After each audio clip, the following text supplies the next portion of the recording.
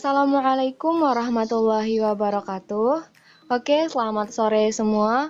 Kembali bersama saya, Desta, selaku Koordinator Bidang Sosial Masyarakat, dan rekan saya.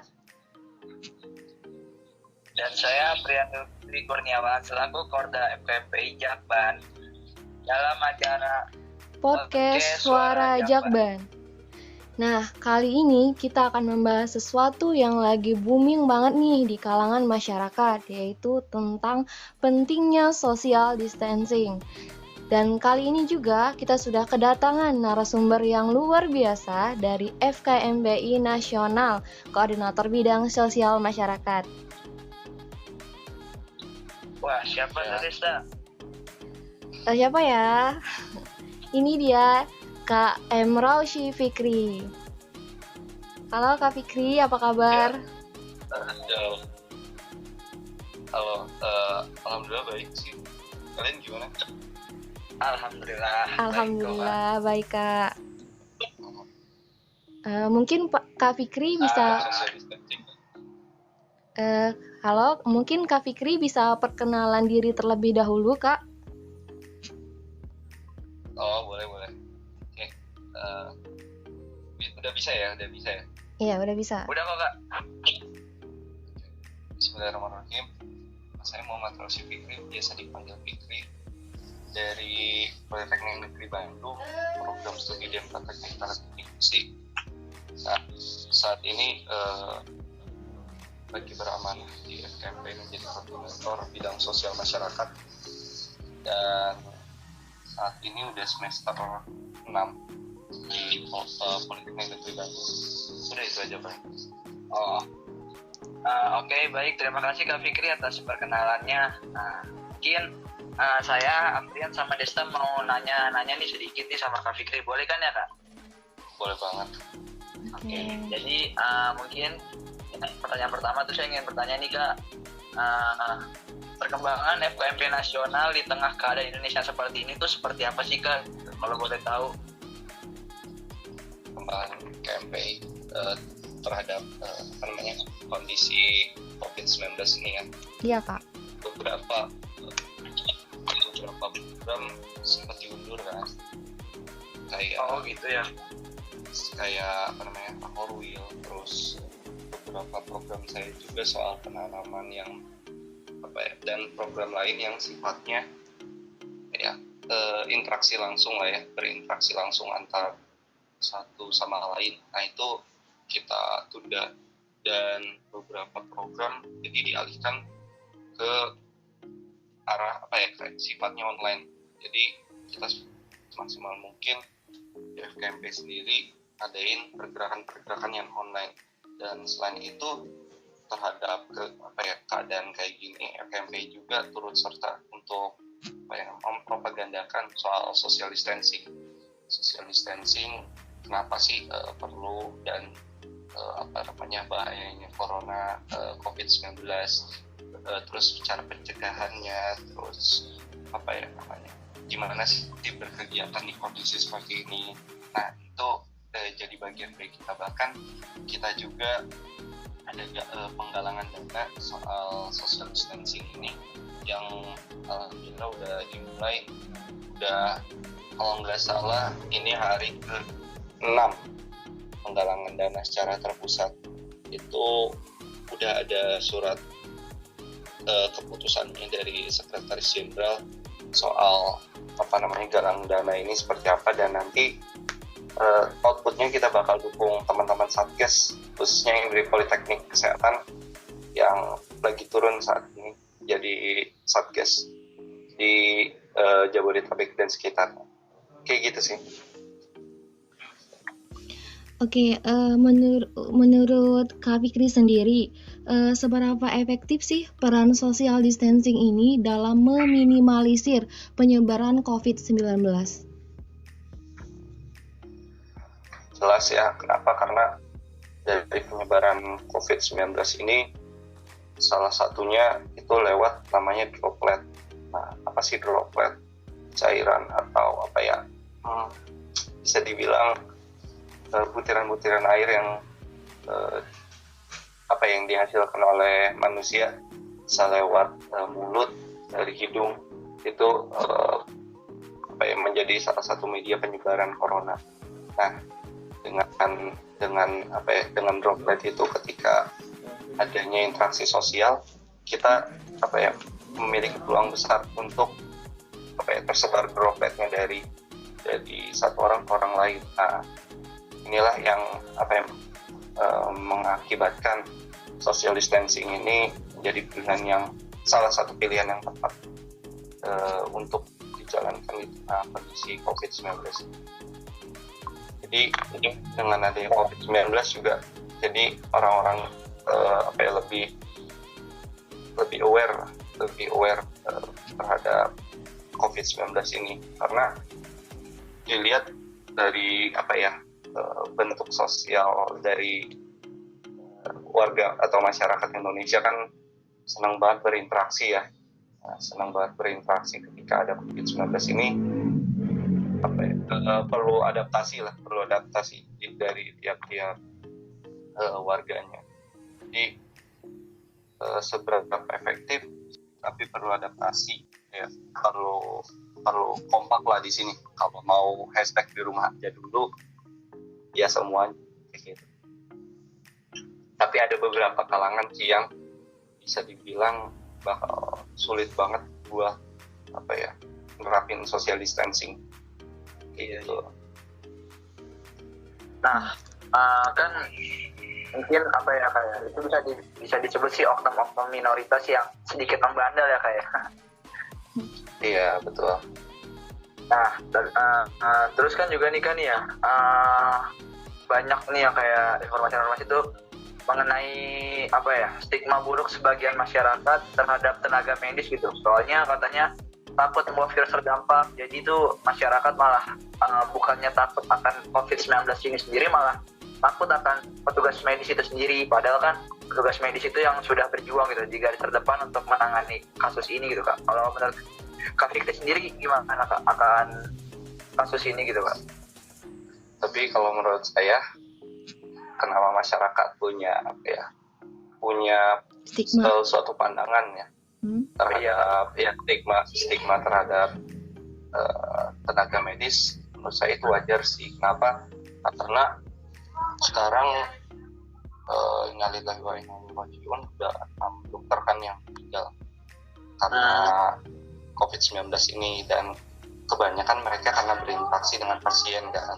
Nah, jadi banyak stigma itu nggak bisa disalahkan juga sih, dan sebenarnya ini bentuk salah satu tolak ukur lah buat masyarakat ternyata udah paham soal penyebaran corona, penerapan social distancing kayak gitu.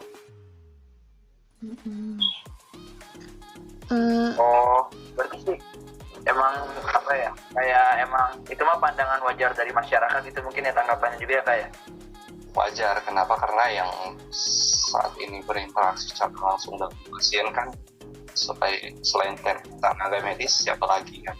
Jadi gitu ya. Jadi tapi ya jangan terlalu berlebihan aja sih. Tetap jaga jarak, jaga kebersihan, kan udah diajarin juga pakai masker dan sebagainya. Iya benar kan. Nah, kalau peran FKMPI nasional sendiri dalam menanggapi isu social distancing dan COVID-19 ini seperti apa, Kak?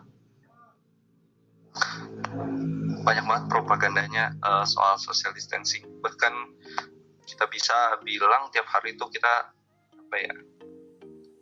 nyebarin social distancing. Nah, jadi FKMPI cukup aware ya soal social distancing. Bahkan per tanggal 18 Maret per tanggal 18 Maret udah ada surat edaran soal bahayanya COVID-19 ini. Beberapa agenda bisa dibilang dari mulai tingkat kampus sampai tingkat nasional itu ditunda dulu. Jadi untuk social distancing ini FKMPI sangat menyoroti sih, karena untuk beberapa hal soal lockdown, apalagi di Indonesia itu sangat sulit banget sih. Jadi FKMBI benar-benar sudah menyoroti dengan kajian-kajiannya ya Kak mengenai bahayanya dari COVID-19 ini.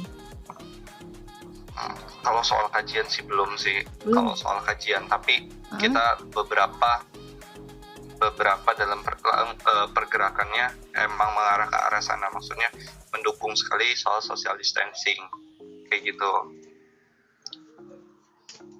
Oh gitu ya Kak ya. Iya. Terus misalnya kayak kan pemerintah kan katanya dalam sistem BLT ya, yaitu bantuan tunai langsung dan daya beli kan ya Kak ya. Nah, menurut Kak Fitri gimana? Soal BLT ya? Iya Kak. Iya. Soal BLT sih ya. Ini BLT dari pemerintah ke masyarakat ya? Iya Kak. Iya, menurut Kak Fikri sendiri yang terhak untuk mendapatkannya tuh kira-kira target itu orang seperti apa sih gitu Kak? BLT kalau sebenarnya udah ada aturannya di Undang-Undang Nomor 6 Tahun 2018 soal karantina kesehatan ya. Jadi tanggung jawab masyarakat tuh ada pemerintah pusat soal apa ya, kesejahteraannya dan sebagainya, itu jadi tanggung jawab pemerintah pusat. Dan untuk menetapkan atau mencabut kedaruratan dari kesehatan.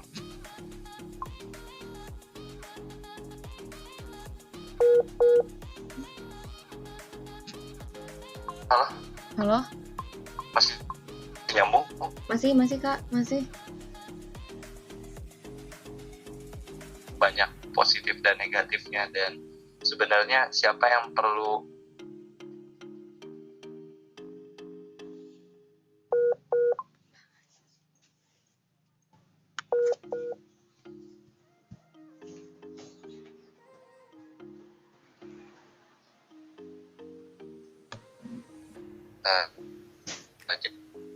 jadi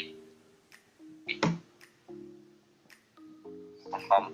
Nah itu bisa jadi prioritas. Jadi kayak pekerja yang upahnya tuh kita harus ngambil dulu ke jalan gitu, kayak ojek online, terus apa namanya dan sebagainya, banyak banget dan yang harus melakukan. Bahkan nggak hanya orang-orang kalangan menengah ke bawah, tapi menengah ke atas juga beberapa harus ke lapangan dulu.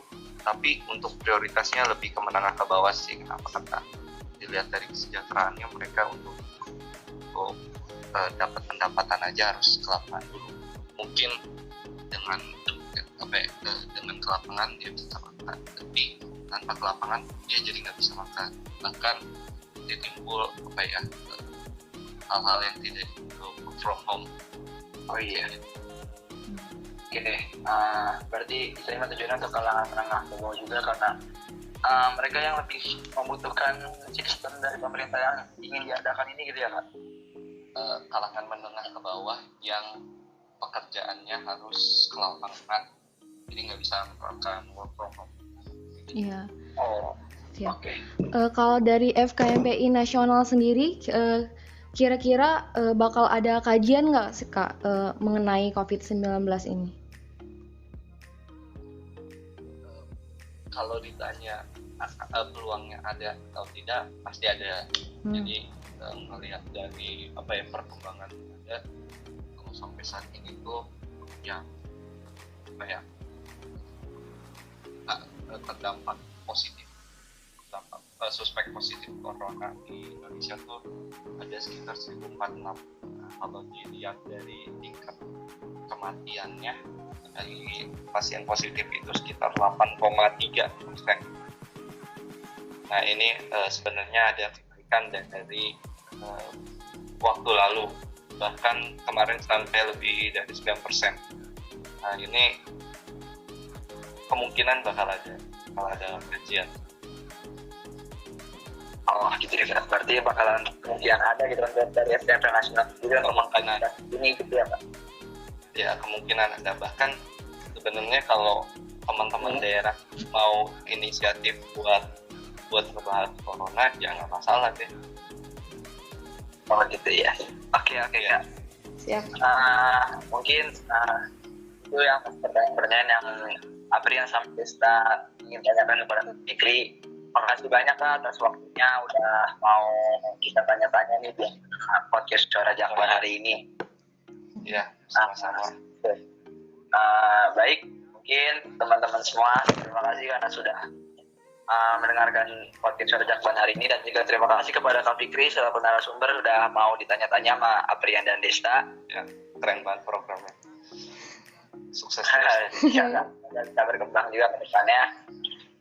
Baik, saya Aprian Dwi Kurniawan selaku Korda Jakbar, dan juga rekan saya Desta Ayu Pratama selaku Koordinator Bidang Sosial Masyarakat. Mohon pamit undur diri. Kurang lebihnya mohon maaf. Wassalamualaikum warahmatullahi wabarakatuh.